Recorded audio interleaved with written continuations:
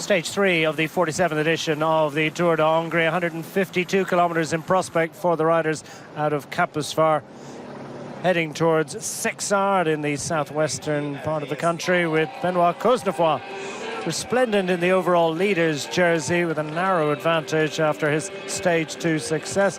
Erik Vetter leading the best Hungarian rider category. Green jersey on the shoulders of Tim Merlier. And from the earliest stages, a 5-rider breakaway establishing itself out front ahead of a group of main peloton led by Vegard Stake-Langen or Benoit Cosnefroy's UAE Team Emirates XRG squad. Erik Vetter scoring the mountains, the intermediate sprint points, the first time of asking. And Victor Vercouy from Team Flanders Baloise launching at the first of 2 climbs, and Erik Vetter again proving his sprinting prowess and investing hard to try and claim 2 jerseys on the day. Points going to Erik Vetter ahead of Victor Vercouy. Changeable weather conditions for the riders throughout the day. Adam Rivest sprinting well, the youngest rider in the group at just 18 years of age. The main peloton, well, never giving the 5-rider breakaway more than 2 minutes of an advantage. That paired back and for much of the afternoon sitting at around about the minute mark.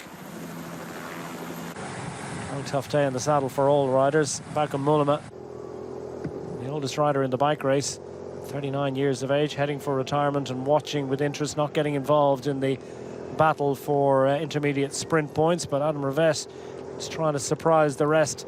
Victor Vercouy looking like he might just have enough, but once again Erik Vetter, third time of asking, claiming the points and claiming the bonus seconds as he looked to protect his situation at the head of the white jersey classification for best Hungarian rider.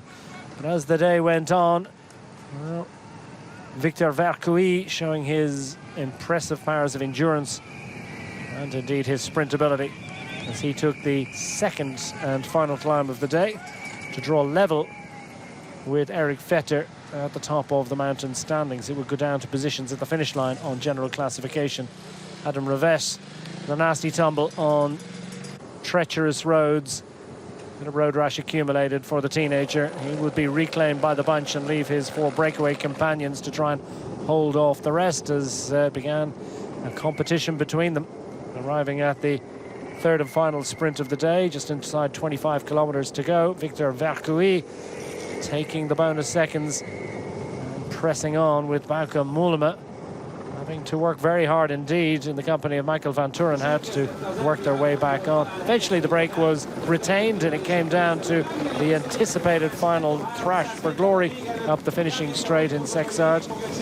Long reach out from 450 meters to go for Fernando Gaviria on the Caja team, looking to surprise the rest. Max Canter overhauled by Tim Merlier.